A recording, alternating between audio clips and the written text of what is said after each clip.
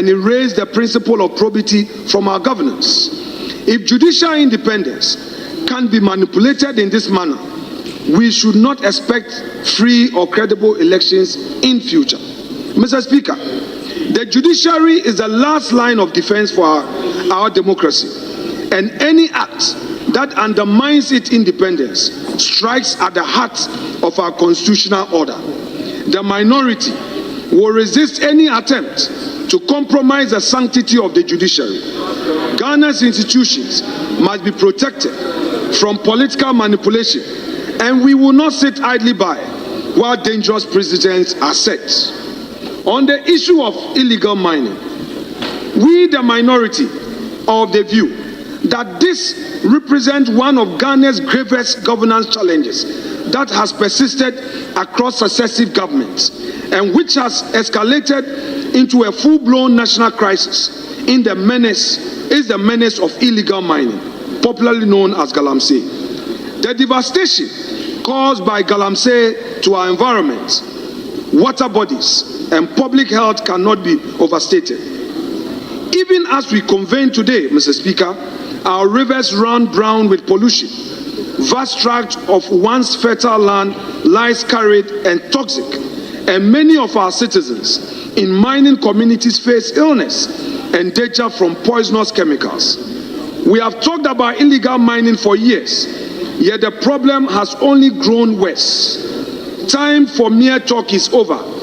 We need decisive, visionary action now to save our country's future from disaster. Not long ago, we were warned. One such early warning came in 2010 when investigative journalist Anas Arimayew Anas released a documentary exposing the dark underbelly of galamsey. That expose, part of the Africa Investigate series, shone a light on the tragic consequences of illegal mining that were already evident back then.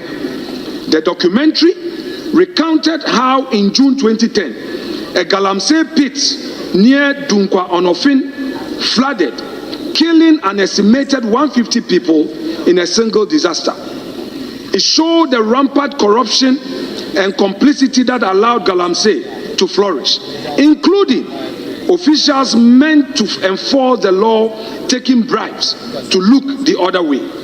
It highlighted the environmental havoc being unleashed, rivers poisoned with mercury, cyanide and other toxins, local communities suffering flooding and pollution, fishermen and farmers losing their livelihood.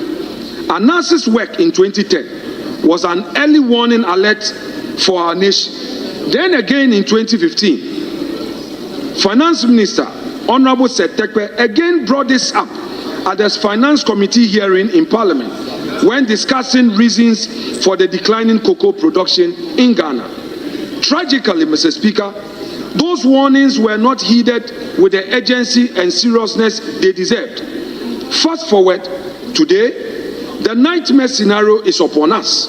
Just last month, new study by Pure Earth and Ghana's own EPA, Environmental Protection Agency, revealed terrifying data about toxin levels in mining communities. In some areas, mercury contamination in the soil is 134 times above safe levels, and arsenic concentration are over 4,000% higher than what the WHO deems safe. These poisonous metals are seeping into the water, into food crops, into the very bodies of our people. Doctors are reporting an uptick in children from mining areas developing kidney disorders and even finding mercury pellets in their x-rays.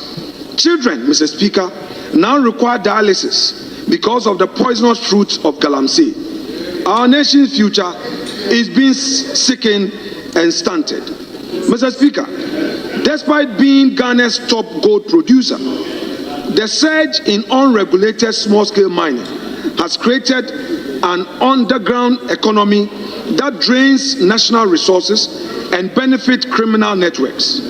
In just 8 months this year, small-scale gold exports surged to over $6.3 billion, according to the CEO of Ghana Gold Board. However, much of this trade is believed to be illicit. The state loses billions in revenue while communities suffer environmental devastation. The minority stands with all Ghanaians, calling for decisive action.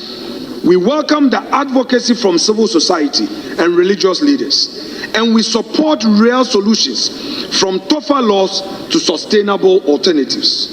Mr. Speaker, we must also admit that the situation has worsened since this government came into office. At the 2025 May Day celebrations, organized labor, speaking through its General Secretary General, confronted this matter with deep disappointment that the Galamsey menace has worsened under the watch of this government, barely 5 months into its administration. TUC's position was again echoed by the acting Chief Justice, Justice Paul Bafuboni, at the GBA conference in Wa, where he also described the crisis as worsening. Mr. Speaker, when Labour and the judiciary raise their voices together, we must listen because these are not partisan voices. Mr. Speaker, the time to act is now. If we fail to protect our rivers, land and communities, we risk failing an entire generation. Mr. Speaker, during the recess, a foreign policy development came to light regarding an agreement between the government of Ghana and the United States to accept some deportees. Mr. Speaker, the agreement of such magnitude, in our view, and we respectfully submit, should be subject to the parliamentary scrutiny under Article 75 of the 1992 Constitution. We therefore demand that this arrangement be brought before Parliament for ratification. Ghana's foreign policy must never be conducted in secrecy, nor should we compromise our sovereignty for expediency. We urge the government to always place Ghana's dignity first and ensure that any international agreement reflects our values and command the confidence of the Ghanaian people. In conclusion, Mr. Speaker, it is worth emphasizing that Ghana's story is of triumphs achieved through visionary leadership and the indomitable spirit of our people. The New Patriotic Party, during its time in government, championed bold initiatives that delivered tangible progress. We rolled out the free SHS policy, which opened doors for secondary education to youth from all walks of life. We pursued industrialization through 1D, 1F program, establishing 169 new factories nationwide and creating nearly 170,000 jobs for our citizens, constructing over 13,000 kilometers of roads, championing staff, making TVET education free, with all TVET institutions being facelifted. Mr. Speaker, this is the record of the previous government. Under MPP stewardship, Ghana's democracy deepened and economy grew to the extent that the world took notice. We therefore urge this government to walk the talk, and by being bold with policy implementation, enough of the rhetoric of 24-hour economy. We've had one job, 3 shifts. Enough of it. We want the reality to be seen on the streets of Accra. Finally, Mr. Speaker, we cannot afford to lose hope. Our nation has weathered many storms, and each time we have emerged stronger. The minority will continue to be the voice and the shield of the people in this august house. Though we are 87, we assure the people of Ghana that we are firm in our conviction and will be able to hold this supermajority to account. We don't believe in numbers, we believe in substance, and will confront you with substance.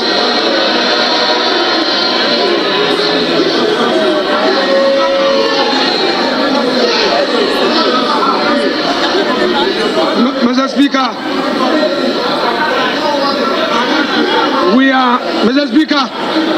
we are a proud mighty few. Mr. Speaker, we are a proud mighty few who will speak truth to power and work tirelessly Mr. Speaker, guided by discipline, hard work, and our faith in God. And Mr. Speaker, and inspired by your own hard work, when your party lost in 2000, you led a charge with fewer numbers, and within a short period, you made progress. We also inspired by what we saw in 2016, said that by 2020, your side had made progress. We believe in that same dream, that come 2028, the minority will be the majority. Mr. Speaker, let us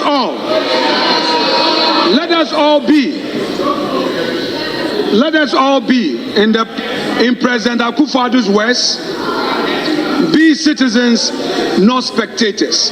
Mr. Speaker, I thank you so much for your kind audience, and I thank colleagues for indulging.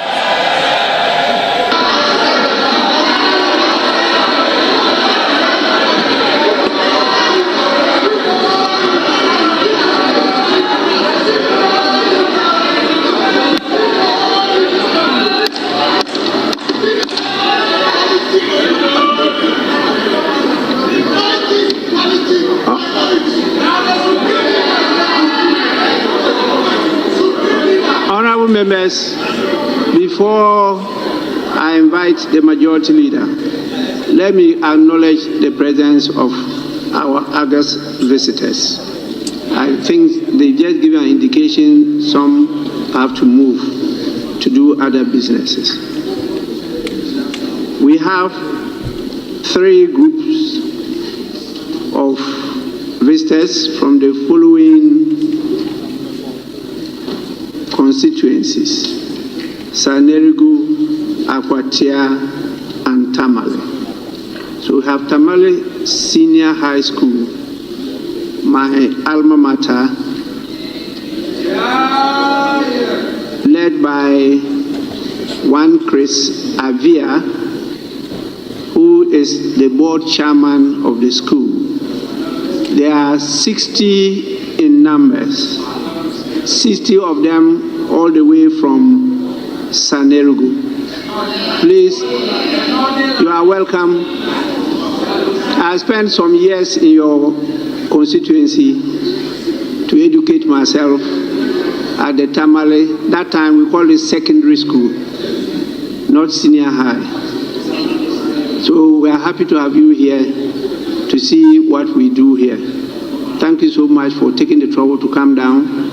And I'm sure your Australian Parliament will learn a lot from this and join that so that you grow up with this culture. You are most welcome. Please, you may resume your seats. We have constituents from Akwatia constituency, led by the District Chief Executive, Honorable. Much for taking the trouble to come down. And I'm sure your Australian Parliament will learn a lot from this and join that so that you grow up with this culture. You are most welcome. Please, you may resume your seats. We have constituents from Akwatia constituency, led by the District Chief Executive, Honorable Umar Ahmed. They are 82 in number. 82 in number. I think they have moved out. They moved out, I'm sure, because after we saw in the MP, they decided to follow the MP. We also have constituents from Tamale Central constituency, led by Fuseini Yusuf, who is the secretary to the group. They are 102 in number. You are all welcome to your house. Honorable members, I will now invite the majority leader to give you warm words of welcome.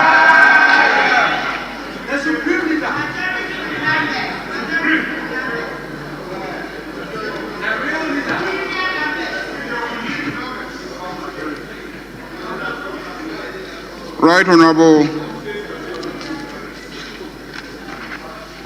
Speaker Alban Sumana, Kingsford, Bagby, the Honorable Deputy Speakers,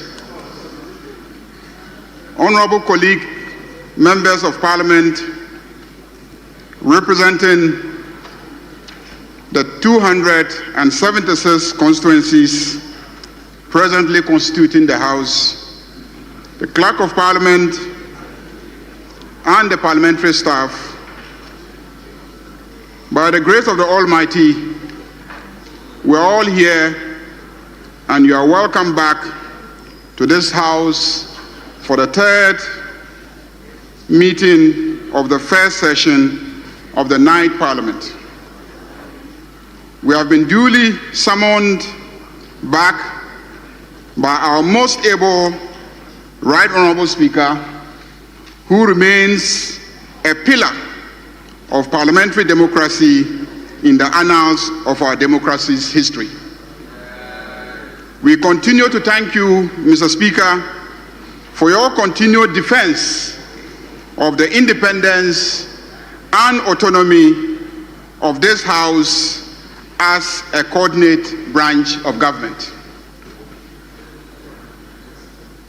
I begin on a very solemn note.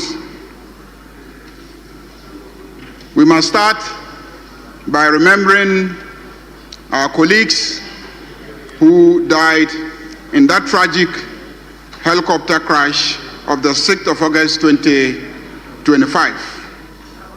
The Right Honorable Speaker has already mentioned their names, but suffice it to add that two were particularly close to us. The Honorable Dr. Edward Kofi Omane-Boama, a non-voting member of this House and the then Minister for Defense, and Honorable Alhaji Dr. Murtala Ibrahim, the then Member of Parliament for Tamale Central and Minister for Environment, Science and Technology. The other distinguished Ghanaians who perished in the fatal accident have all been mentioned, and I will urge colleagues to remember them in their prayers. And on behalf of colleagues in this House, let me extend our condolences to the families of the bereaved and urge all of us to support the efforts to maintain their children. A minute of silence has already been observed in remembrance of our colleagues. Let me thank this House for that. Right Honorable Speaker, this loss occasioned a by-election in the Tamale South, and in addition to an earlier loss of our colleague, which also occasioned another by-election in Akwatia. Mr. Speaker, in the two by-elections, the National Democratic Congress, NDC party, won the elections. Mr. Speaker, winning Akwatia about 8 months in office signals the growing popularity of the NDC in government and general public positive rating of the government of the NDC under President John Dramani Mahama.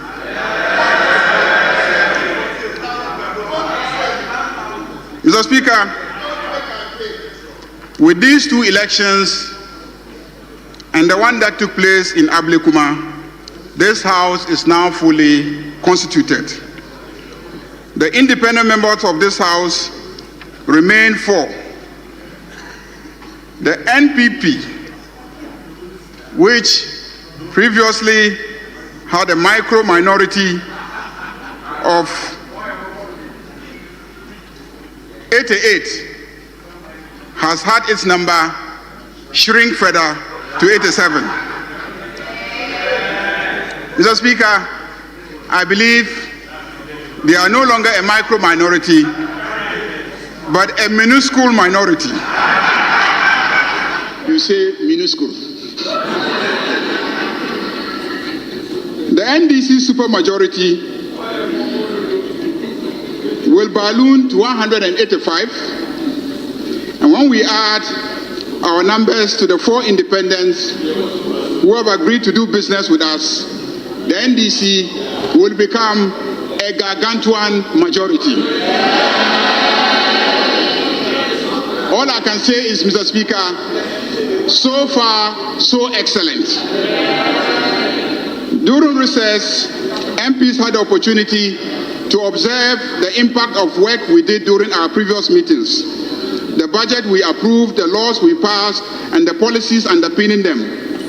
Our engagements revealed the persistent, urgent need to address youth unemployment. We must ensure that our laws and the policies that we enact create jobs. Ghana's population still remains very young. Citizens aged 15 to 35 make up over 38% of the population and 60% of the labor force. They face enormous barriers to economic inclusion. Indeed, they want jobs. In the 2024 Afrobarometer report of the CDD, concerns about unemployment was the topmost concern of most Ghanaians. This was followed by the management of the economy and then infrastructure. During this meeting of Parliament, members will focus on reviewing job creation policies of the various sectors. We propose to hold a special parliamentary hearing on the extractive industries with a view to exploring the impact on beneficial national economic development, overall benefit to the country, and in particular, the extent to which local content legislation are being enforced to create jobs for Ghanaians and ownership of the extractive industries. Every sector of our economy has a job creation potential, and our debates and deliberations in this meeting will focus on how this Parliament would hold sector heads accountable for ensuring that jobs are indeed created to the benefit of the Ghanaian youth. In this regard, most committees will be requested to conduct hearings on the extent of job creation policies and programs of the various sectors so we can enhance efforts towards job creation. Indeed, during the recess, we had the opportunity for committees to engage in field visits and engage with interest groups and governmental agencies, and we observed firsthand the impacts of the financial budget and economic policies and legislation we passed in the previous meetings of Parliament. Right, Honorable Speaker, I am proud to say that so far, so excellent. The energy sector is doing very well, and electricity has remained on and powering growth. So far, so excellent. The economy is rebounding, and Ghana once again is gaining economic respectability globally. So far, so excellent. The Ghana cedi is gaining strength and stabilizing. So far, so excellent. Inflation has come down to single digit, and prices are coming down, and life is becoming affordable to the ordinary Ghanaian. So far, so excellent. We are paying our debts, and at the same time, we are not accumulating needless debts. So far, so excellent. We are spending on the right things, and within our means. We are spending, but spending wisely. So far, so excellent. Our schools are functioning well, and free HSS is well funded, and we have not experienced any disruption of the school year calendar in our constituencies during our recess. Let me repeat, our schools are functioning well, and free SHS is well funded, and we have not experienced any disruption of schools or school calendar in our constituencies. So far, so excellent. Mr. Speaker, the NHIA has paid a total of 2.84 billion Ghana cedis in claims to accredited healthcare providers across the country. This represents the most consistent payment trend since the scheme's inception. The NDC are the best implementers of social intervention schemes. As I address you, there are no arrears outstanding. Claim payments are now up to date, with reimbursements made monthly. A marked improvement from previous years when payments delayed for several months. This improvement has restored confidence among healthcare providers, stabilized service delivery, and enhanced the scheme's credibility across all regions. Additionally, the uncapping of the NHIL by His Excellency President John Dramani Mahama has released an additional 3.4 billion Ghana cedis to the NHIE, marking a historic fiscal breakthrough that secures sustainable funding for timely claims payment, expansion of coverage, and implementation of flagship reforms such as free primary health care and Mahama Cares. So far, so excellent. Mr. Speaker, the health insurance scheme is on track to reach an unprecedented 20 million active members by end of year 2025. So far, so excellent. Our hospitals and health facilities are being well funded. And Mr. Speaker, I can only say good things will happen to this country. Our metropolitan, municipal, and district assemblies are very well financially lubricated, with prompt transfers of 80% of the common fund allocations. Total disbursement for the first quarter of 2025 was 711,334,852 Ghana cedis and 56 pesos. That's the first quarter. Second quarter 2025 disbursement was also completed on 21st August 2025, and this was 1,318,484,908 Ghana cedis. Mr. Speaker, these disbursements are boosting local economies as procurements which must be done at that level are being done to create local jobs and opportunities. So far, so excellent. Many progressive initiatives we approved in this House in the last meetings have been launched on course and are on course. Notably, the big push in road infrastructure is on course. So far, so excellent. Mr. Speaker, Info Analytics did some polls released on July 1st, 2025, and they revealed that 70% of Ghanaians believe the country is on the right track. 70% of Ghanaians believe the country is on the right track. So far, so excellent. As of September 2025, Global Info Analytics Survey found 58% believe the government was doing enough to fight against corruption, and 53% said corruption had improved. So far, so excellent. A similar report of Info Analytics in 2024 revealed that 65% of Ghanaians believe that the country was heading in a wrong direction. There is a clear turnaround in how Ghanaians perceive their country and their government now. We must stay the course in this direction, and the work of this meeting of Parliament must keep the pressure on our executive arm of government to keep delivering. In this regard, I want to assure Ghanaians that the overwhelming NDC majority will not treat our counterparts in the executive with kid gloves. We will continue to demand performance and delivery of promises made in our manifesto. Bipartisanship shall be our hallmark, so we will tolerate our minuscule minority and heed sound and genuine criticism. Mr. Speaker, this is a budget meeting.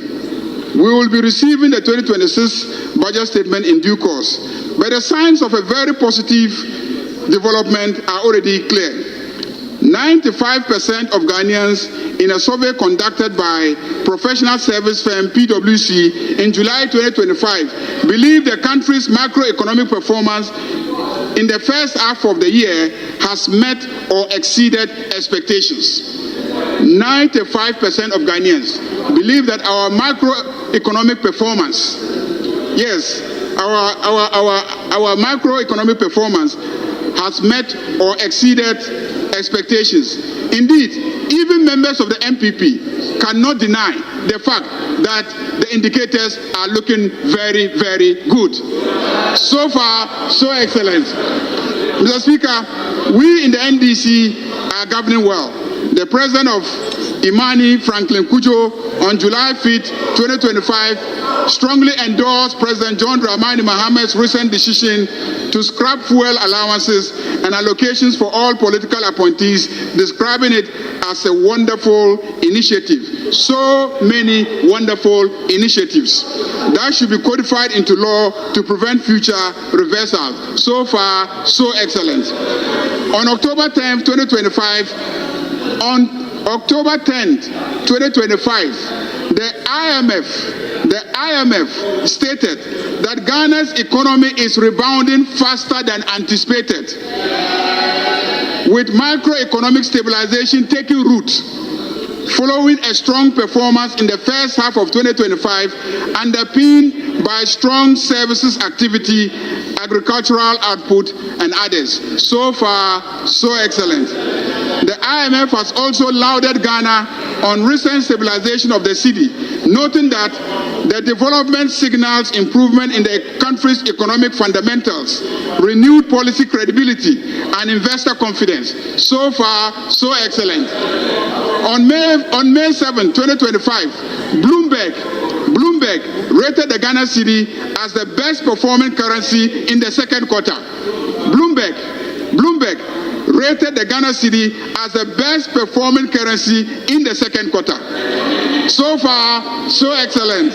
The positive endorsement of policies and programs this House approved keep coming locally and internationally. During a high-level meeting in Washington, D.C., the African Development Bank President, Dr. Sidi Ulta, described the Gold Board under the new President John Dramani Mahama-led administration as a timely innovation that aligns with the African Development Bank's efforts to promote responsible resource management and fiscal sustainability. So far, so excellent. The economist, chartered accountant, and banker Dr. Akwesi Ajiman, in his mid-year economic review of 2025, stated that Ghana's political reset in 2025 has coincided with an unmistakable economic rebound. Inflation is easing, the Ghana cedi has steadied, business activity is picking up, and this grants the new administration its first real chance to rewrite the country's stop-start growth story. Mr. Speaker, to cap it all, Mr. Speaker, we are going to the World Cup in America. So far, so excellent. So much has been achieved so far within a short time, but a lot remains to be done. We are not out of the woods yet, and many things must change. Recently, we placed senior high school students. The lobby to get into grade A schools reveals a malaise that must be fixed in our educational sector. There must be no grade A school and no grade B schools. We spend equally on all teachers in all schools. We in this parliament must do whatever it takes to fix all schools and demand equal performance. We pay equally to all schools. This House must begin to demand accountability and the greatest standards of performance from all our services: education service, health service, judicial service, and all the public services of Ghana. Reforming attitudes there must engage our attention. The reset agenda must permeate our public services. Mr. Speaker, the story of Ghana is now being told in a positive light on all international platforms. The reset agenda of President John Dramani Mahama and the NDC party is on course. This House will sustain the agenda in this meeting. We will demand accountability for past acts of corruption and abuse of power and gross mismanagement of the economy. We will demand the full implementation of the report of Operation Recover or Loot. Right, Honourable Speaker, my team has engaged the various sector ministers with a view to understand the weight of government business to be brought before us during this meeting. If they all receive the expected cabinet approvals, we could have a heavy legislative program in addition to the usual very involving consideration of the national budget. Mr. Speaker, the Ministry of Health has planned to seek approval for some legislation, including regulations, the National Health Insurance Regulations, National Vaccine Institute Regulation, Ghana Medical Trust Fund Regulation, Allied Health Professional Council Regulations, and others. The Minister of Education will seek the passage of the Kwame Nkrumah University of Science and Technology, change of university names. Mr. Speaker, there's been a cabinet directive to change the names of all the universities that were changed to individuals back to the names that they were given. A bill will be brought to this House to change and reverse all the changes of the names of the universities. Mr. Speaker, the ministry will also seek this House approval for the passage of the Ghana Book Development Council Bill, the University of Engineering and Agricultural Science Bonsu Bill, College of Education Amendment Bill, Chartered Institute of Procurement and Supply Chain Bill, the National Teaching Council Regulations, National Council for Curriculum and Assessment Regulations, National Schools Inspectorate Authority Regulations, Ghana Tertiary Education Commission Regulations, and others. The Ministry of Transport will seek passage of the Road Traffic Amendment Bill, the Road Traffic Amendment Regulations, Road Traffic Amendment, Ghana Shippers Authority Regulations, Ghana Ports and Harbors Authority Bill, ratification of the African Road Safety Charter, and others. The Minister of Interior will seek the expeditious passage of the Security Intelligence Agencies Bill, the Immigration Service Amendment Regulations, Prison Service Parole Regulations, and the Gaming Regulations, Diaspora Birthright Certificate Bill, Community Service Bill, and the Extradition Bill. The Ministry of Lands and Natural Resources will want us to ratify a number of mining leases. These will include the ratification of mining leases in respect of Pesos Mining Ghana Limited, Clean Jobs Ghana Limited, TMC Limited, GM Group of Companies Limited, Golden Star Wasa Limited, Zagog Gold Limited, Gadriato Group of Companies Limited, Maripomo Mining Services Limited, and Bari DV Ghana Limited. They also program to bring before us the Wildlife Resource Management Regulations 2025. Right, Honorable Speaker, let me at this juncture mention that whilst we were away on recess, the issue of illegal mining, referred to as Galamsey, became very topical. His Excellency President John Dramani Mahama spoke to the nation in a media interaction and outlined progress made so far for the multiple approaches of government to deal with this matter. During this meeting, this House will build the needed collaboration and coalition of MPs to join the fight against Galamsey. After all, it is happening in our various constituencies and by our various constituents. We perhaps hold the key to solving this problem.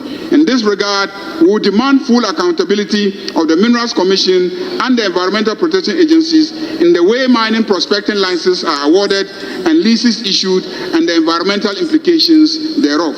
Right, Honorable Speaker, the Minister of Foreign Affairs has some international agreements which we will be called upon to consider for ratification. Some are the visa waiver agreements between the government of the Republic of Ghana and the Republic of Algeria, Republic of Angola, and the Republic of Serbia.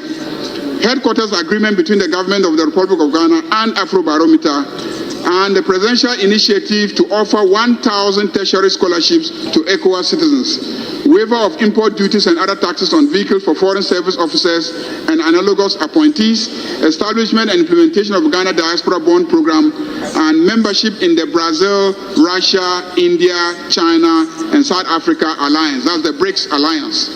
Let me mention that the issue of the need for parliamentary ratification of the agreement with the United States to receive ECOWAS citizens being repatriated back to the sub-region has been widely debated. If the appropriate legal advice to this House is that we should ratify it, we will consider so. But I can say with authority that the majority approves of the arrangement and highly commends government for negotiating the removal of the U.S. visa restrictions on Ghanaians. Given our business and social ties with America, these restrictions were going to be extremely burdensome to many Ghanaian businesses and families.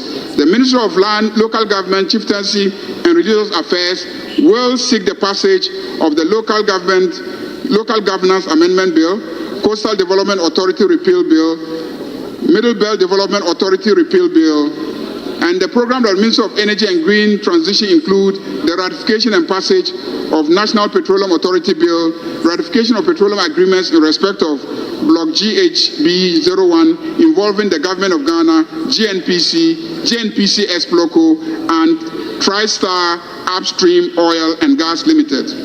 They will also seek the passage of the Nuclear Power Corporation Bill and then the Renewable Energy Authority Bill and the establishment of the Ghana Energy Regulatory Commission.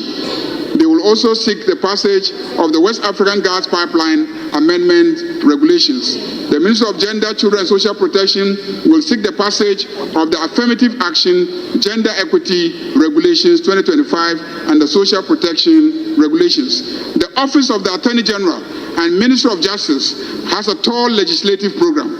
They include the passage of the Tribunals Bill, the Legal Education Reform Bill, the Conduct of Public Officers Bill, Economic and Organized Crime Amendment Bill, Ghana Intellectual Property Office Bill, Interstate Succession Bill, Legal Profession Bill, Notaries Public Amendment Bill, State Property and Contracts Amendment Bill, Court of Appeal Rules, Economic and Organized Crime Office Operations Regulations, Economic and Organized Crime Office Terms and Conditions of Service Regulations, High Court Civil Procedure Amendment Rules, Interpretation Regulations, Legal Aid Commission Regulations, and others. Minister of Sports and Recreation will bring the following for consideration: the Sports Fund Bill, Sports Fund Regulations, National Sports College Bill, Anti-Doping Regulations, and others. The Minister of Defense plans to have us consider the National Defense University Bill and the Defense Industrial Development Corporation Bill. I cannot list entirely the legislative program. It promises to be weighty. I therefore urge colleagues to dedicate time and energy to the task ahead of us in this meeting. But I must mention that once again, we will have an opportunity to vet a nomination to the position of Chief Justice of Ghana. It shall definitely be a momentous occasion. Need I say that the nominee should prepare to earn the approval of this House. Right Honourable Speaker, to ensure greater efficiency, I have engaged with colleague leadership of the minuscule minority, and we have agreed that this meeting will always schedule government business before personal business. That way we will ensure that MPs come on time, we transact government business first, and then afterwards we move to individual statements, MPs, questions to ministers. We believe that this will even be convenient for MPs given the fact that we now have our own television channel and enjoy live coverage. This parliament has many new members. I urge you not to stop learning. Please sit in the House and observe and learn. Build your capacity to participate effectively, and do participate effectively. You can only learn by practice. Right, Honourable Speaker, as usual, we count on your continued guidance. You know it all, and under your guidance, we cannot go astray. Let me congratulate you for Ghana's parliament once again being adjudged the most open parliament in Africa by the Africa Open Parliament Index. This is the second time our parliament has won this coveted award, having won it in 2022. All this bears testimony to your remarkable leadership, Mr. Speaker, and foresight in managing this noble institution. Congratulations, Mr. Speaker. Honorable colleagues, I welcome you back to this House for the third meeting of the first session of the night Parliament. May the Almighty God direct our every step, and may the work we will do together in this meeting make Ghana great and strong. Thank you very much, Mr. Speaker.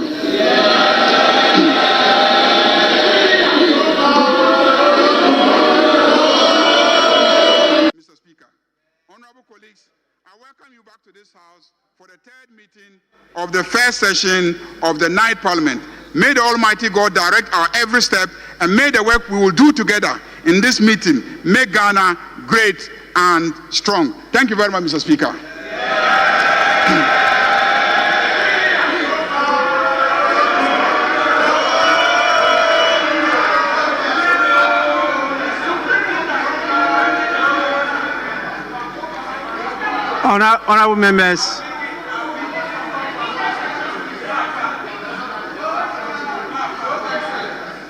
Honorable members, I'm sure you have observed a facelift in the chamber that you are now occupying. You can see there's a facelift. And I want to thank the clerk and our supporting staff for implementing this decision of the board. And you have also observed that just behind me, our traditional attire, our own hand-woven cloths, are distinguished, and you can see there have been also a renewal of those majestic cloths. I think you have read that I led a delegation, including the second Deputy Speaker and some members of staff, to at least share our condolences with the King of Ashanti, Otumfuo Oseidu II, for the loss of our mother, the Queen Mother. You have read that we did make a request, because this was the gracious presentation of His Majesty the King, when the Parliament started in January 1993. They had lost some favor, and so we appealed to him if he could graciously come and renew them, and he immediately accepted and directed that it be done. The next day, to our surprise, the team was down here in Accra, and you can see a complete, fresh renewal of those majestic cultural display of our talents. I want to take this opportunity to appreciate the efforts and the gracious support of His Excellency Otumfuo Oseidu II. He has done tremendously well, and he will continue to be the father of all. And we know his passion in multi-party democracy. He has been a guide to all of us, particularly somebody like me as a speaker of the 8th and the 9th Parliament of the 4th Republic of Ghana. Honorable members, I want just to draw your attention to the names and meaning of what you have behind me.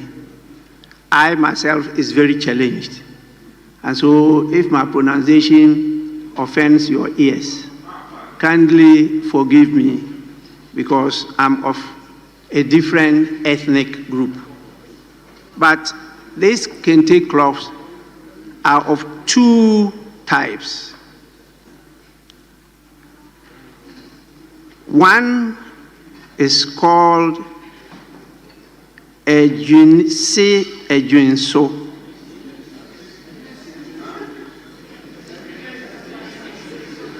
Ejunse Ejunsi Ejunso is a type of high quality hand-woven Ghanaian kente cloth that translates to designs upon designs, or wisdom upon wisdom. The second is called Fatia Fata Nkrumah. That definitely is clear to all of you, even including me. It's a Ghanaian Kente cloth pattern whose name translates to Fatia is a fitting wife for Nkrumah. In fact, those of us who are old enough used to hear it. It was created to honor the marriage of Ghana's first president. In fact, we should always start by saying first Prime Minister and first President, Dr. Kwame Nkrumah, and his Egyptian wife, Fatia Nkrumah. And this symbolizes the unity of Africa and the Arab world. In fact, that was one of the visible steps that Nkrumah took to try to unite the states in Africa by personally moving beyond the shores of Ghana to marry from Egypt. Honorable members, I think you will assist me, as I said, to thank His Royal Majesty for his gracious support to the House. I will, on your behalf, send a fitting thank you message to His Excellency. But let me add that the second Deputy Speaker has been so helpful in these matters. In fact, he has led me a number of times to pay homage to His Excellency, the King of Asante. And we've always had very fruitful discussions, and it's always been a source of strength and wisdom to some of us. Please kindly accept my thanks, my colleague, good brother, second Deputy Speaker, for what you are doing to us. With this, I want to invite the first Deputy Speaker to take the chair whilst I prepare for another assignment this evening. In the meantime, we move on to the next item.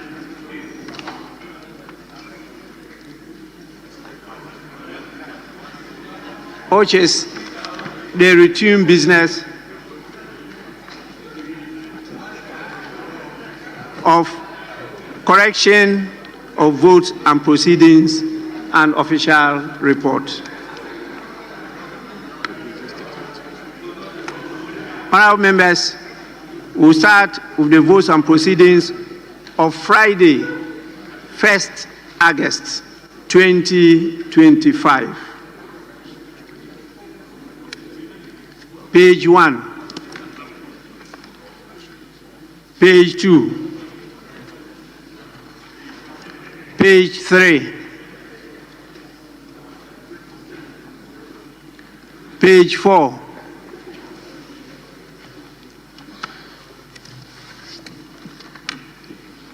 First Deputy Speaker to take the chair.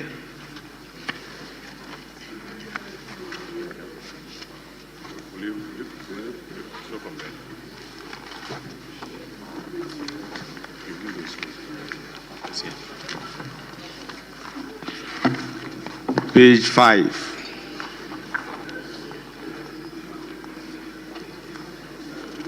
Page 6.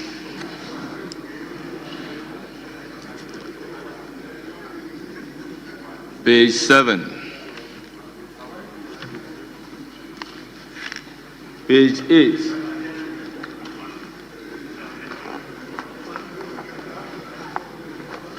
Page 9.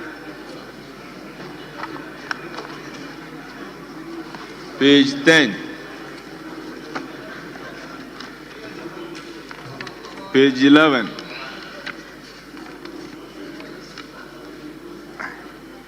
Page 12.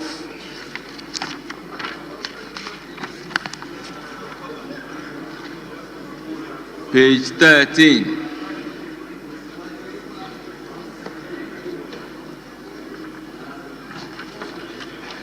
Page 14.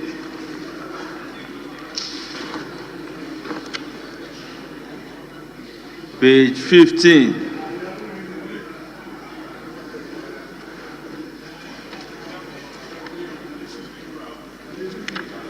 Page 16.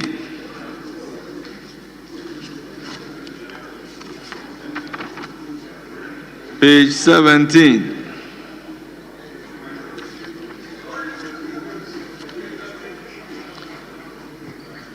Page 18.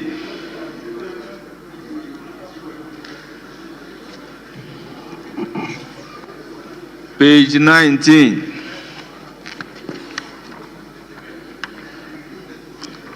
Page 20. Yes, Honorable Kingsley Nyako. Mr. Speaker, I stood up when I got to page 16. Page 16, opening. Roman numerals II and III. I would like you to check Achim. I think it's supposed to be AKIM. So let us cross-check and get the right name. II and III. Achim West is West Akim, AKIM, and III2 should be AKIM. Thank you. Very well, thank you very much. Table office, check the spelling, whether it is Achim or Akim. And also, Mr. Speaker, with respect, on page number 19, under one opening, the committee met on Wednesday, 25th July 2025 at 2:15 a.m. I think it's supposed to be p.m., not a.m. Thank you. Very well. Table office, take note. Page 21.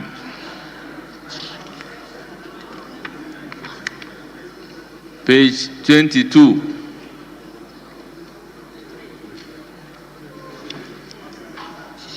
Page 23.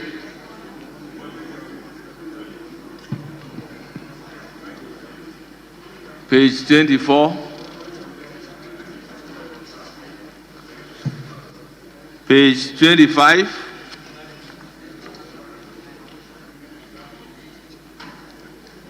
Page 26.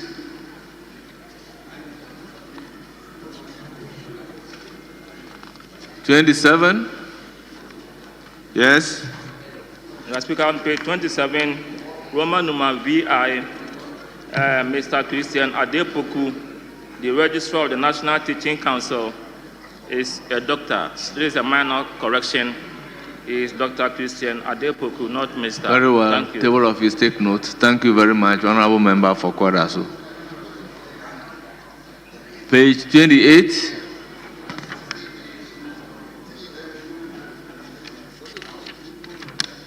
(29) and 30.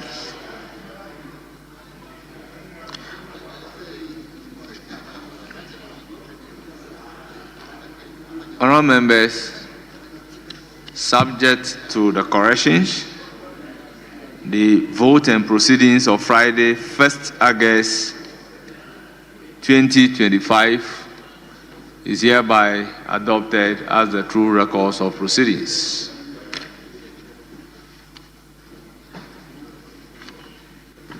Honourable members, official reports.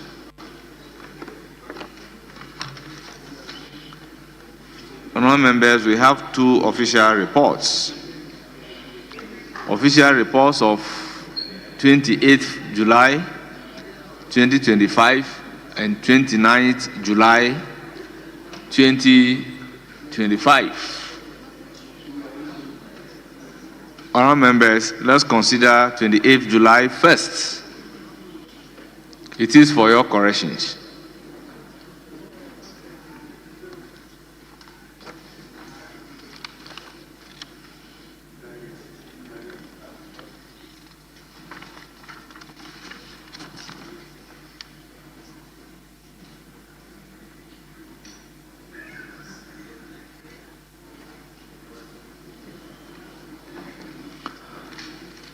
Honourable members, in the absence of any correction, the official reports of 28th July 2025 is hereby adopted as the true record of proceedings. Now, official reports of 29th July 2025 under correction.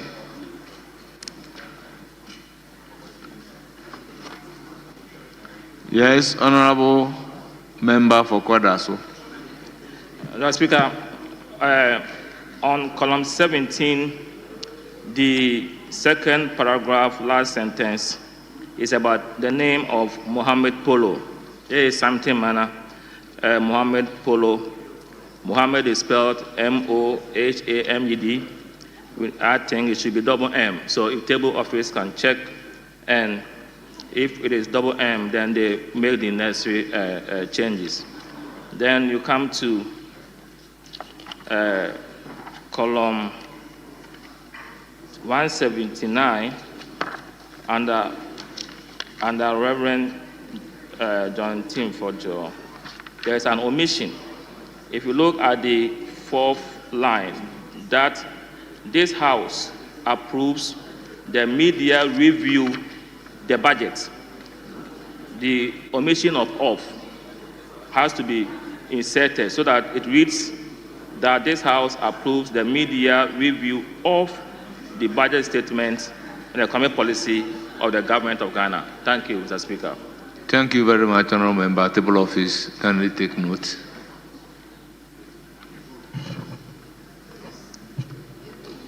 Honourable members, in the absence of any further correction, the official reports of 29 July 2025 is hereby adopted as the true record of proceedings.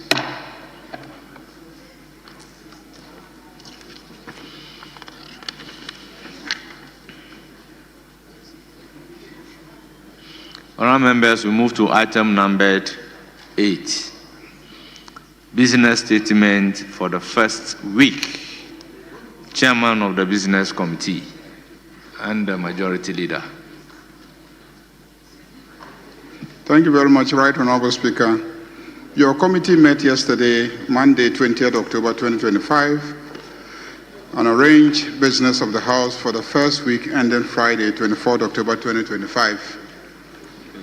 The Speaker, committee accordingly submits its report as follows. Formal arrangement of business includes formal communications by the Speaker. So you may read any available communication to the House. Pursuant to Order 91-2, Ministers of State may be permitted to make statements on government policy. You may also admit statements by honourable members in accordance with Order 93. Mr. Speaker, in accordance with Order 159, bills may be presented to the House for first reading. However, those of urgent nature may be taken through the various stages in a day in accordance with Order 160. Pursuant to Order 97, papers may be laid during the week, and reports from committees may also be presented to the House for consideration. Mr. Speaker, motions may be debated and there are consequential resolutions, if any, taken during the week. Mr. Speaker, the Business Committee takes the opportunity to welcome all honourable members back from the recess. The third meeting is expected to be demanding of honourable members in view of the fact that a significant part of the meeting will be devoted to the consideration of the budget statement and economic policy of government for 2026, together with the budget estimates of the ministries, departments, and agencies. The House would also consider other business requiring the considerations of Parliament, including financial bills before adjournment sine die for the yielditude. Honourable members are therefore entreated to brace themselves up for the task ahead. Mr. Speaker, the Business Committee discussed the issue of the time for the commencement of sitting of the House. And the Business Committee takes notice that the introduction of the commencement of sittings at 2 p.m. with the aim of improving members' participation in the conduct of parliamentary business has not been very successful, and we must all admit this. Additionally, commencing sitting at 2 p.m. mostly resulted in the late adjournment of the House. The attention of the Business Committee has been drawn to the health and security risks this poses to honorable members, staff, and visitors of the House, including students who commute long distance to observe proceedings. In view of this, the Business Committee proposes that the House reverts to commencing sittings at 10 a.m. subject to review when needed. Mr. Speaker, in accordance with Order 2162 and subject to Order 67, the committee submits to the House the order in which the business of the House shall be taken during the week. Thank you. Honourable members, business statement duly presented by the chairman of the business committee and the leader of the House. It is now for your comment. Yes, Honourable Kinsidi Nyako.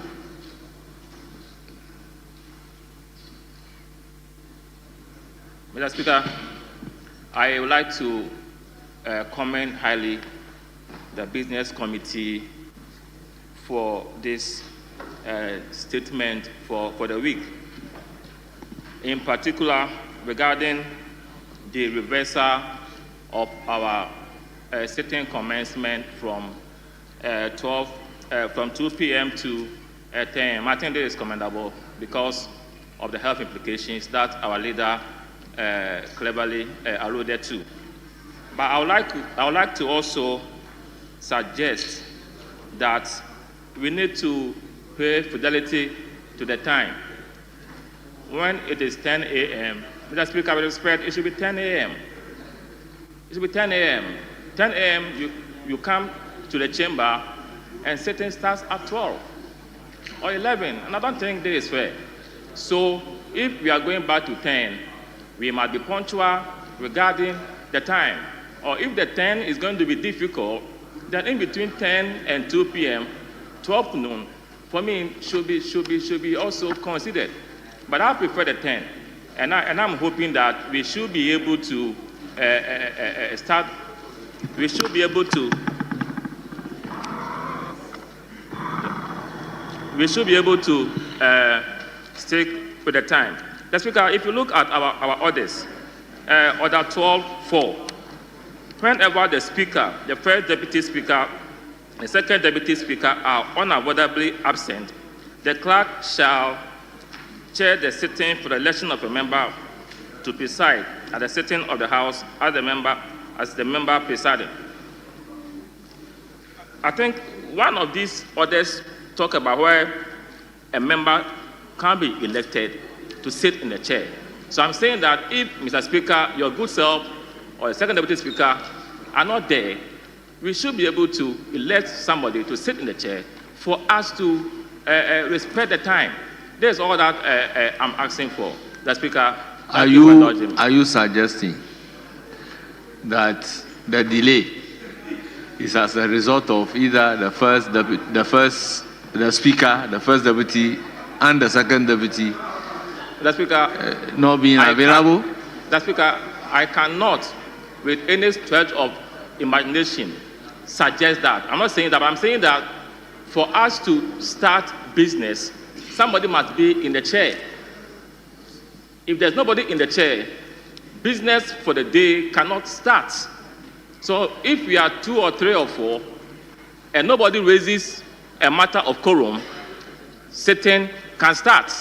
So I think that it is the speakers who can help us to respect the new time set to 10. This is what I'm asking for the Speaker, and thanks for indulging me. Thank you very much. But let me also place on record that mostly we are here, but members are not available. You are right. I can't dispute that. Thank you. Yes. Yes, Honorable Habib. Thank you, Mr. Speaker. Mr. Speaker, I would like to find out from the chairman of the business committee.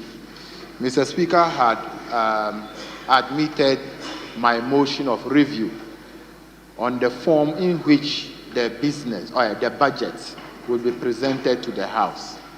As we are aware, initially, the minister responsible for finance, his first budget statement was in the form of a statement, and I raised issues as to the form in which it will be presented. Subsequently, the mid-year budget, he came through a motion. So it is not captured on the business statement, and I think that this is very important considering the fact that this is a business. Look at item number 2D on the business statement.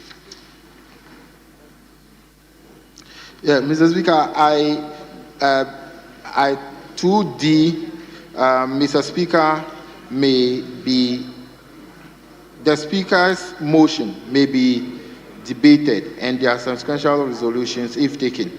Mr. Speaker, I don't know, because there are a couple of motions that I know. I know that they're able... So it means that the motions that are going to be taken within the week are not listed here.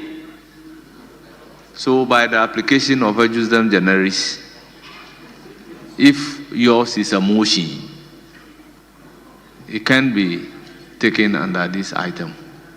Don't you agree with me? Mr. Speaker, I'm guided, and if that is the case, I will rest that matter for now. And Very well. The second thing is that the reason the business committee is giving us based on the change of time of sitting, I think it's a bit problematic, because there was reasons why we said we should sit at 2. And among many other was the fact that we have ministers and deputy ministers and other people who have government engagement, so that from morning until 2 o'clock they'll be able to do their official work, and then they can attend to their house by 2 p.m. If it is the case that we want to change it to 9 a.m., I don't think it will cure the problem that we identified earlier on. Our standing orders have made it clear that normally sitting should be 5 hours. And if we are going to sit more than 5 hours, then the Speaker can give that directive. So if we can manage our time based on the business that the majority has, and then they can prioritize the business that they are able to do, the timing will not be a problem. But I still think that the reason the chairman of the business committee had given is something that will not stand the test of time. Because if we don't, like Professor rightly said, if we don't start exactly 10 o'clock, we will definitely run into the evening. And we in the minority will not take excuses, chairman of the business committee, majority leader, that we are starting 10 because your ministers are not here. They are in the ministry. Your deputy ministers are not here. They are in the ministry. They are attending to government work and other things. That we have made provisions for. If we are starting at 10 and we agree, we will not take excuses as to why ministers are not in the chamber to attend to either questions or business. So I think we need to look at it properly. And if we can, if it is the case that it's always going to be 10, or if we are to vary it based on the kind of work that we have in the chamber, then we will be guided by that. But I think that the change of time will not cure any problem. It would rather cause problem for you, majority leader, because many of your ministers might not be in the chamber by then. By 2 o'clock, we could see that many of them do attend when we give them the 2 o'clock time. So I think that we should look at it properly. Thank you, Mr. Speaker. Yes, I did raise the motion. Very well. Yes, you have the floor. Thank you, Mr. Speaker. Mr. Speaker, I also want to commend the Business Committee for putting out this statement, except that I observed that there was no questions programmed for the week and list of questions programmed for the week. I remember that I had 3 questions for the Minister for Roads and Highways, bordering on some very urgent roads that were ongoing but are stored in Deu, Abonsen, Asseso, and then Asasioko area. And looking at our place, it's began raining. And this is the time that we have our festivals. But I could see that there was no questions program. This has already been filed, so if the business committee could look at it. Again, Mr. Speaker, I want to commend you and the staff and the team management for this beautiful work done. However, if you go to our offices, you can see that especially on the 11th, 8th floor west area, a lot of the ACs are not working. So I thought that while this good work had been done here, we could have extended it to the offices before coming. So, Mr. Speaker, these are a few things that I want the Business Committee to note. Thank you very much. Yes. Chairman of the committee. Chairman of the committee.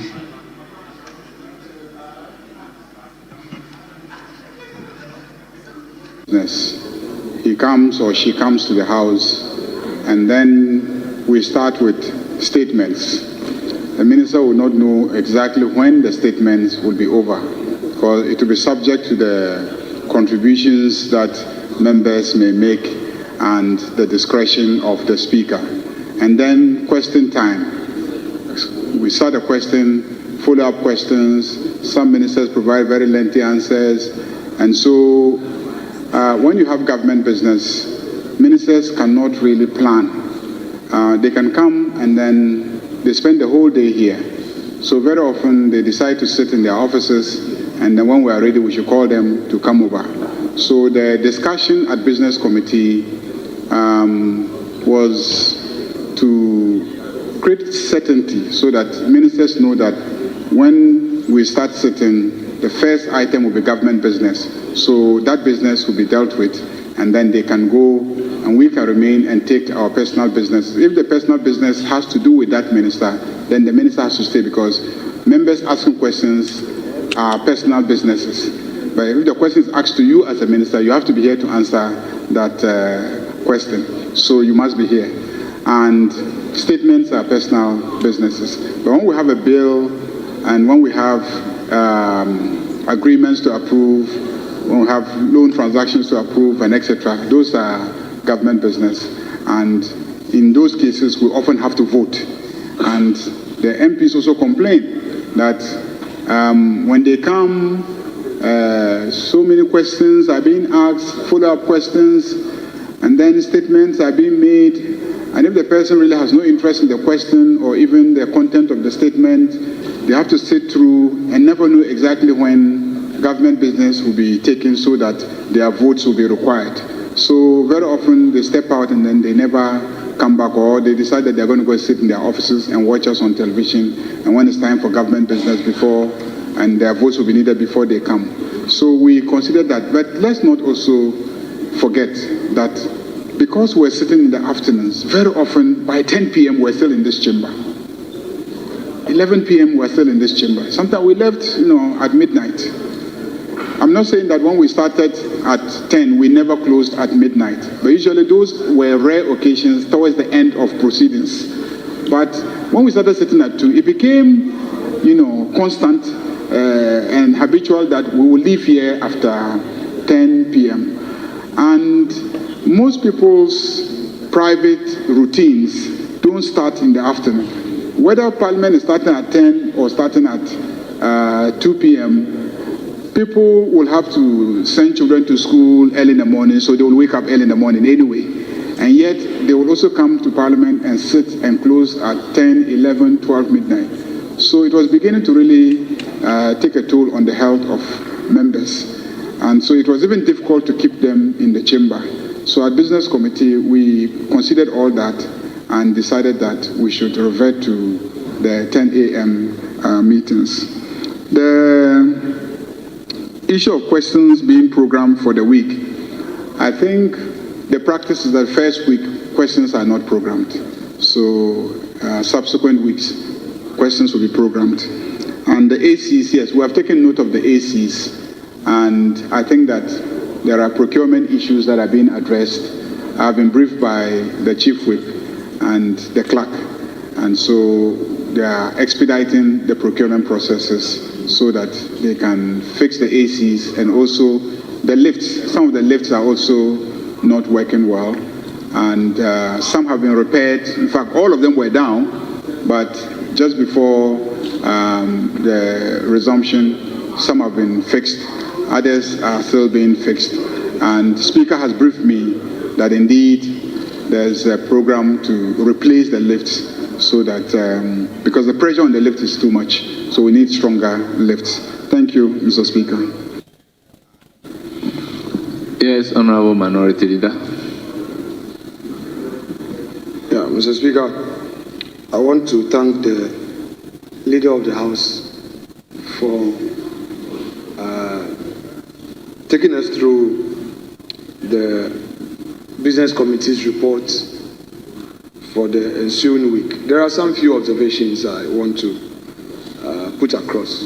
Mr. Speaker, one, on the listed business of members, questions and motions. Mr. Speaker, we have a backlog of questions.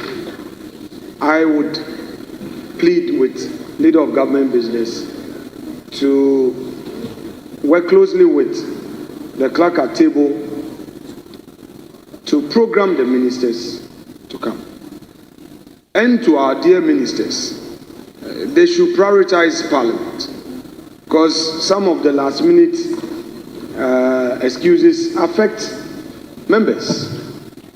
So, Mr. Speaker, if this week we are not going to have them in, I would plead that the necessary correspondence should get to their desk for them to start coming to answer questions next week. Then, Mr. Speaker, on motions, we have this important motion that I moved.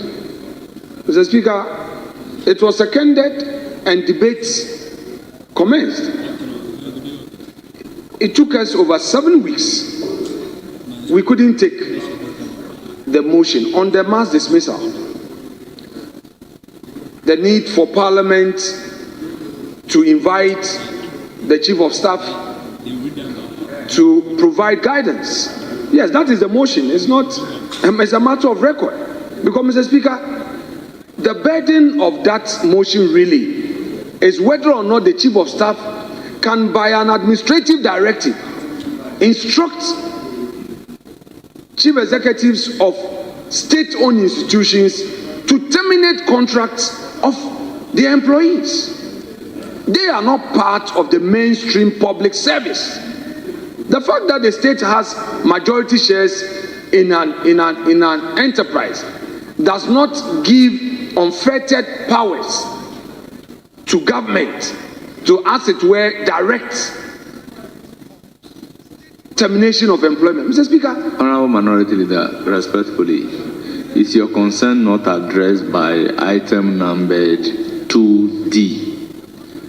My view is that it is here, that motions and resolutions. Mr. Speaker, motions may be debated and there are consequential resolutions, if any, taken during the week. And it is the order paper that will specify the motions that are supposed to be taken. So for the purposes of the business statement. Yes, Mr. Speaker, thank you very much for the guidance. We always learn at your feet. Mr. Speaker, the mainstay of my submission really is the fact that this is general. I am only appealing to the Leader of Government Business to ensure that we don't just make general provisions, but then we should ensure that the item or the subject matter appears on the order paper. That is the burden of my call. Okay. Yes. So I agree with you on that score, and I'm taking the opportunity to further reiterate the fact that, Mr. Speaker, these are human rights issues. These are human rights issues. Many Ghanaian youths who were employed 2 years, 3 years, the petitions are all before us. And because of that omnibus directive, Maritime Authority, Ghana Road Fund, GRA, Ghana Gas, Mr. Speaker, all these employees were sacked. The only place guaranteed by the Constitution for their views, their concerns to be heard is the People's Chamber, Parliament. Yes, the court is there. But where the people's representative would have to speak for them Leader, under the rules, it appears you are arguing your Very well, motion. Mr. Speaker, I will rest my case. Mr. Speaker, I will rest my case.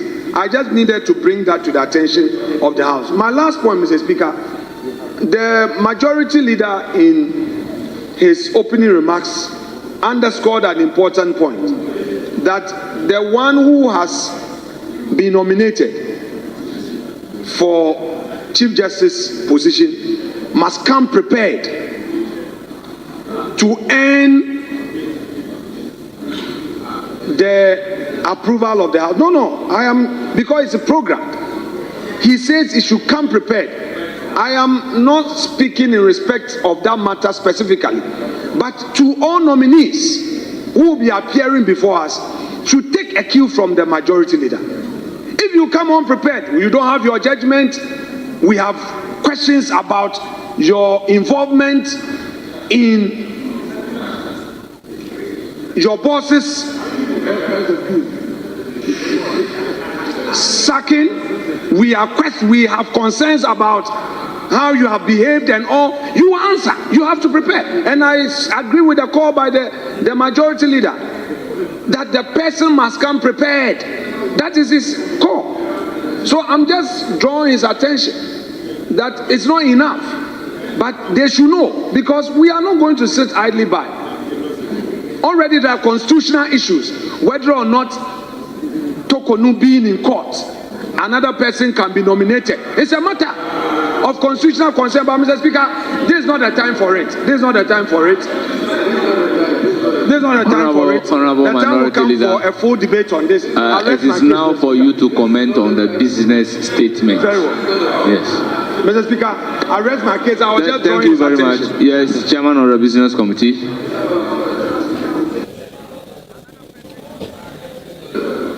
Thank you very much. I just want to assure the minority leader that we will make sure that when questions are asked, ministers are notified and they appear in the House to answer those questions. And on the issues of the pending motions and the issue of the dismissals of some employees of some state institutions or state-owned agencies, I also want to draw the attention of the minority leader to a recent video clip of his at a campaign rally where he was boasting of how, whilst in office as an MPP government, they use their office to improperly recruit people into all sorts of agencies, including the security agencies.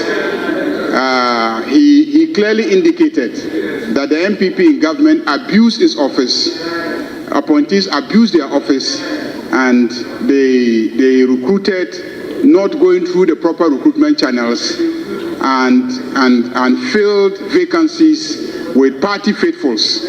And they were daring the NDC. They were daring the NDC to see if the NDC will also be able to fill those public offices with their party faithfuls.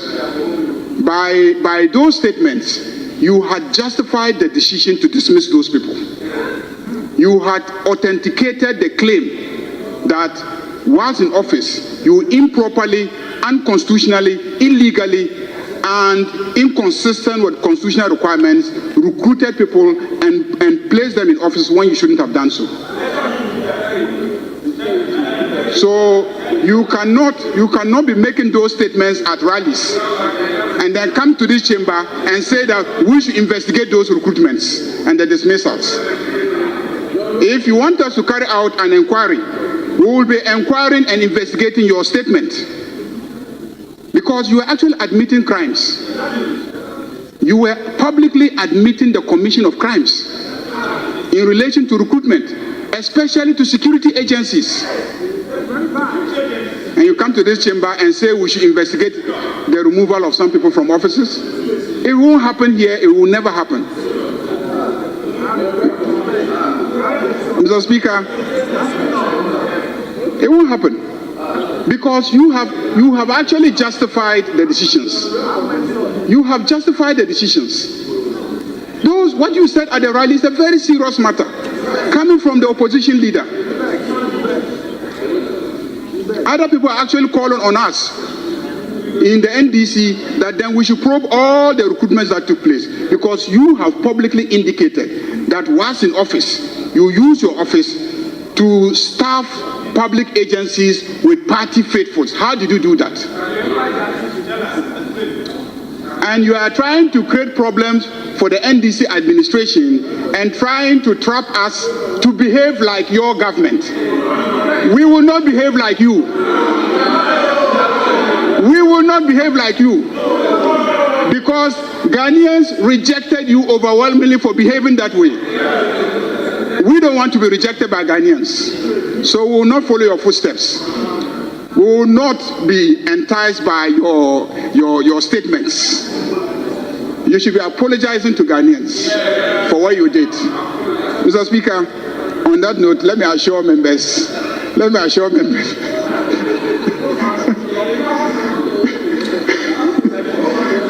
Mr. Speaker, on the issue of the vetting, yes, I stated that and I meant it. This side of the House, even though we have an overwhelming majority and we can approve anybody nominated by the President who is at the presidency on our ticket, we are serving notice that we are committed to doing a diligent job.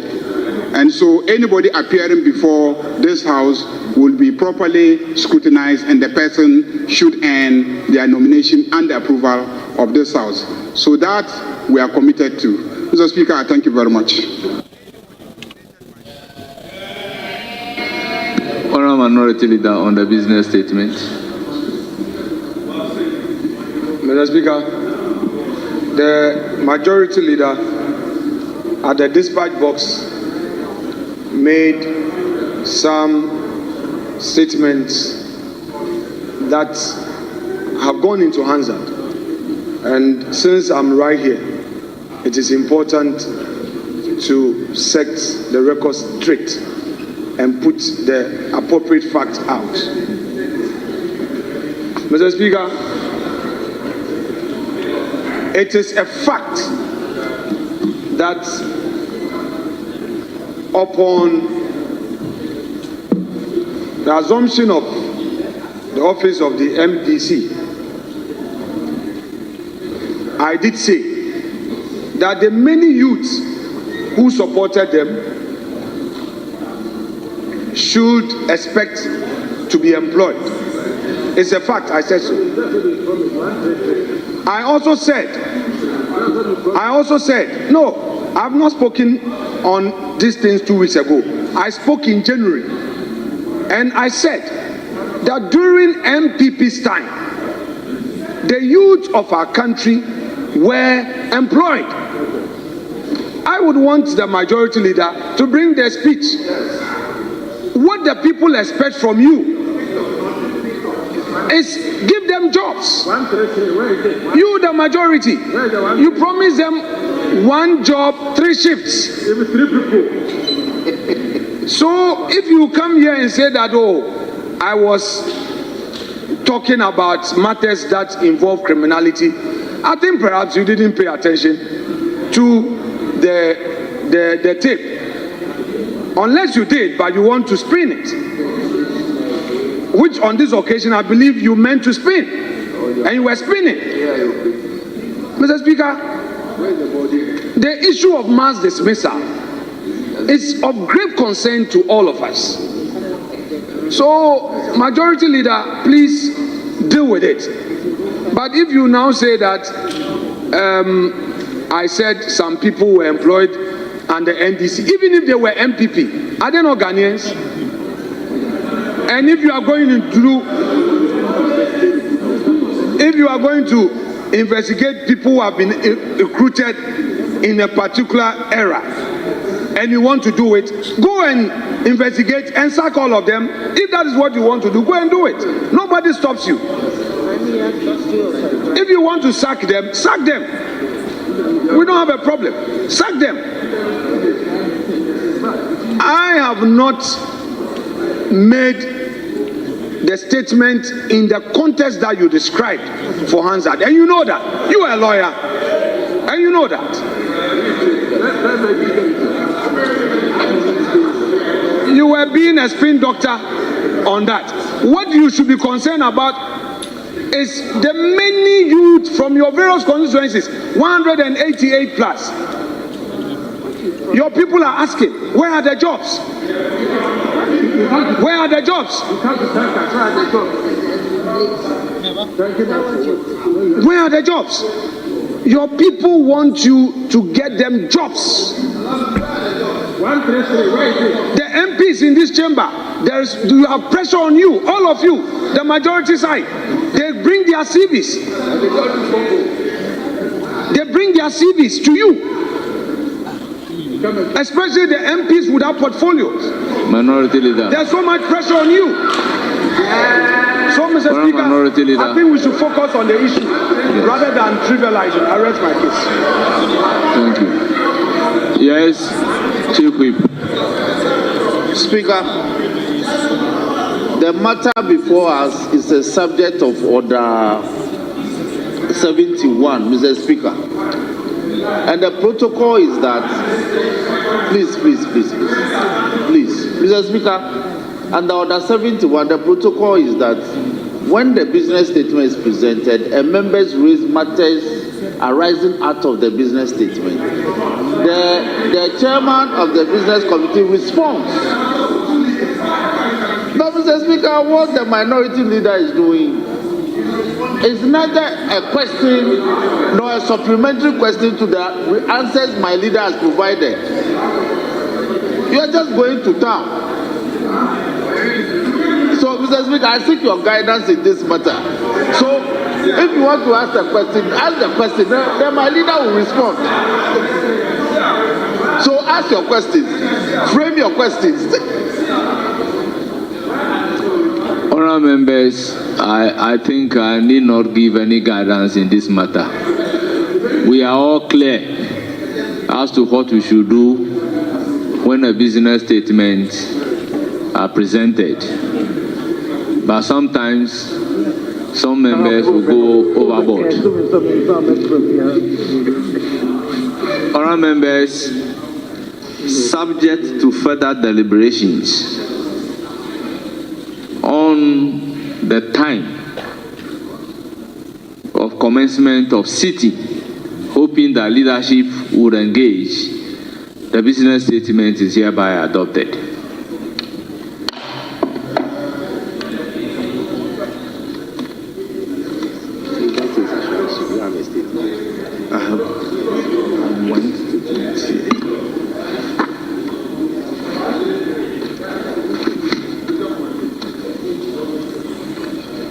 So, honourable members, statement.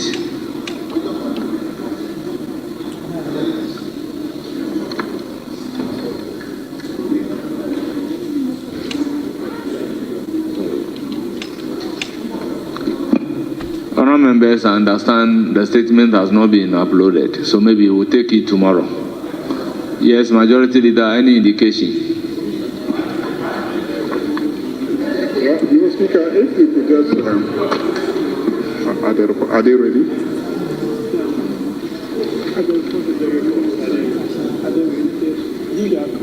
Statements.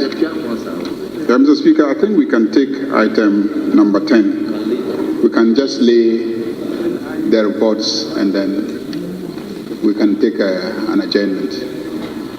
At commencement of public business, presentation of papers. Item numbered 10I by the Majority Leader.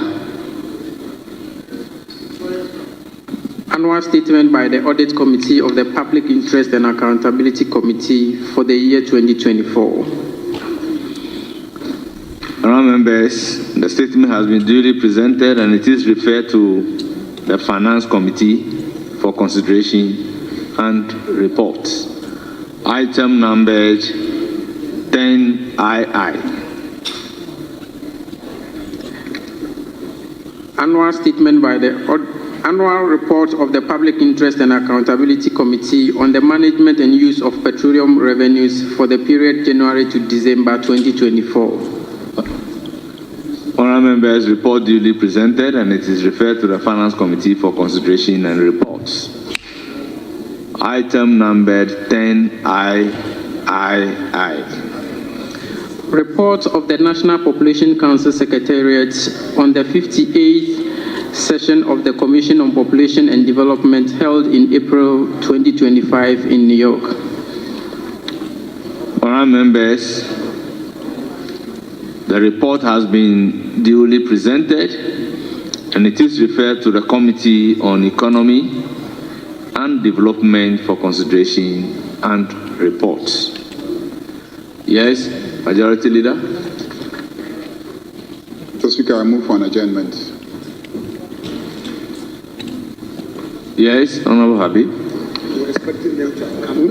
Mr. Speaker, I second the motion, except that I want to draw the majority leader attention that when he was delivering his speech, he said their majority is overwhelming. But you are less than 30 in the chamber. Empty seats, too many empty seats. And today, no government business. Your members are not in the chamber. Chief Whip, you have 189. The trust the Ghanaian people gave to you is not to give us empty chamber. So please, Mr. Speaker, so I second the motion, but they are not prepared for today's business, so we can adjourn.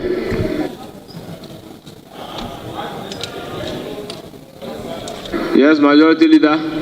In the circumstances, are we adjourning to 10 o'clock or 2 o'clock?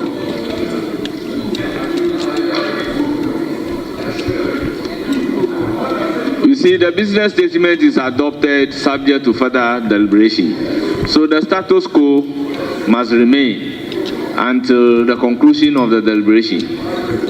Yes, yes. Honourable members, yes. Mr. Speaker, for the record, yes, we're coming back 2 p.m. tomorrow, God willing. I will say so. Very well. Honourable members, motion moved and seconded, and it is for the consideration of the House. As many as are in favor of the motion say aye. Those against say no. The ayes have it.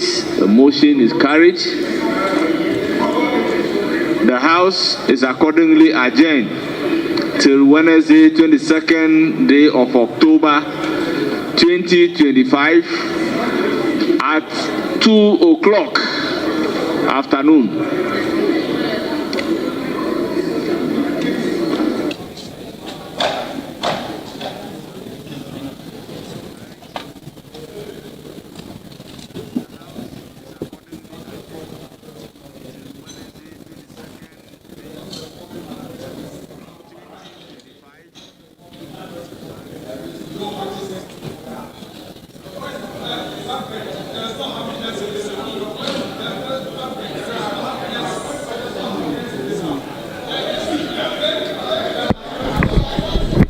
All right, and so that has been the proceeding today from Parliament, which has been the very first sitting from recess, and a lot of issues really have already come up through the opening remarks delivered by both leaders of the House, first by the minority leader and also followed by the majority leader.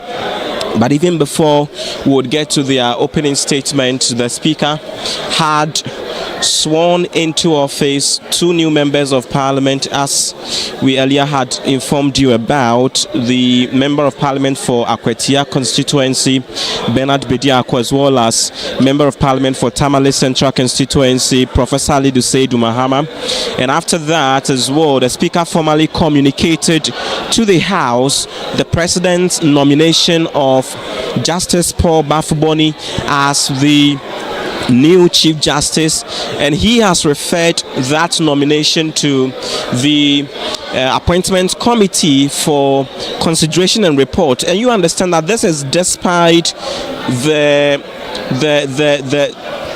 suit pending, which has been filed by the former Chief Justice Getru Tokono, which is challenging the appointment and vetting of Justice Paul Bafuboni as the new Chief Justice. And so that is there. We hope to see, and we look forward to hearing from the appointment committee when they are going to indeed settle a date to vet the new Chief Justice, Justice Paul Bafuboni, who is currently acting. But as well, through the opening remarks by the minority leader Alexander Afeomaking, he mostly touched on the issue of what he terms as targeted arrest of past appointees and also members of the opposition, which he deems is not fair. He also talked about the 24-hour economy and asks government to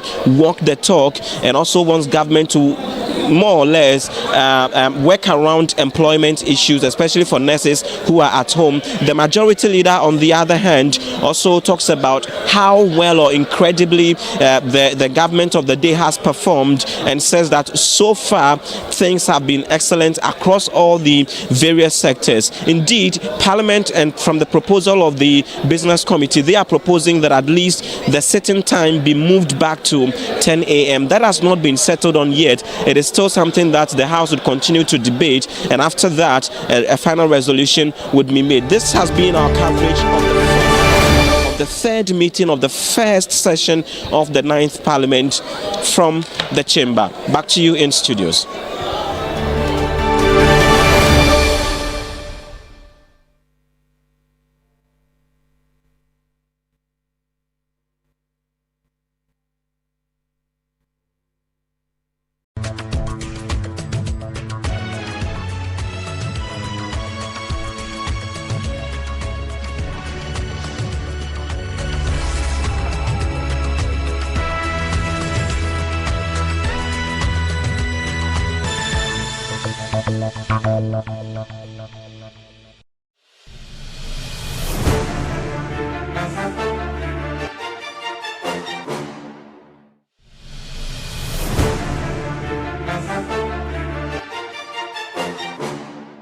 Hello and a very warm welcome to the GPL Review Show. I'm Alexis Laura, and we're here to dissect all the thrills, spills and drama from match week 6 of the Ghana Premier League season. It was a weekend of tight battles, statement victories and perhaps a few early season surprises. We've got a packed show for you tonight, and we will be reviewing all 8 fixtures for match week 6, bringing you exclusive post-match reactions from the coaches and players themselves. Let's take a quick break. We'll be right back.